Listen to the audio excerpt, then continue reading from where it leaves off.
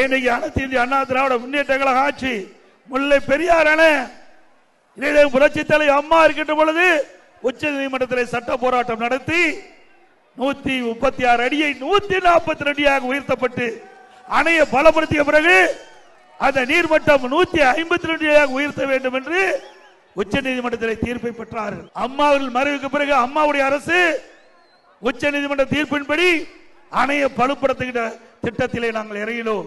136 142 அடி அணை தேக்கப்பட்டது. தண்ணீர் முல்லை பெரியார் அணையிலே. அதுக்கு பிறகு அணையை பலப்படுத்த வேண்டும். அதற்காக டெண்டர் ஏற்பட்டது, நிதி ஒதுக்கப்பட்டது. அந்த பணி துவங்கி நடந்தது. ஆனால் கேரள அரசாங்கம் கட்டுமான பொருட்கள் கொண்டு வருவதற்கு அனுமதிக்கல. அதனால அந்த பணி அப்படியே தடைபட்டது. அதோட அணையின் இரு கரைகளில் மரம் இருக்கின்றது. அந்த மரத்தை வெட்ட வேண்டும். வெட்ட போகின்ற பொழுது அதிகாரிகள் மீது வழக்கு போட்டு விட்டார். இப்படி எல்லாம் பிரச்சனை நடந்தது. இன்றைக்கு திரு ஸ்டாலின் அவர்கள் இந்தியா கூட்டணி என்று சொல்லிக் கொண்டிருக்கின்றார். இந்தியா கூட்டணியிலே எந்த கட்சி அங்கம் வைக்கின்றது? காங்கிரஸ் கட்சி, கம்யூனிஸ்ட் கட்சி இதெல்லாம் அந்த இந்தியா கூட்டணியில் அங்கம் வைக்கின்றது. இந்த காலகட்டத்திலாவது மக்களுடைய கோரிக்கை ஏற்று முல்லை பெரியார் பிரச்சனை பல ஆண்டுகளாக நடந்து கொண்டிருக்கிறது. இந்தியா கூட்டணியில் அங்கம் வைக்கின்ற திரு ஸ்டாலின் அவர்களே, இதே கம்யூனிஸ்ட் கட்சியும் இந்தியா கூட்டணியில் அங்கம் வைக்கின்றது.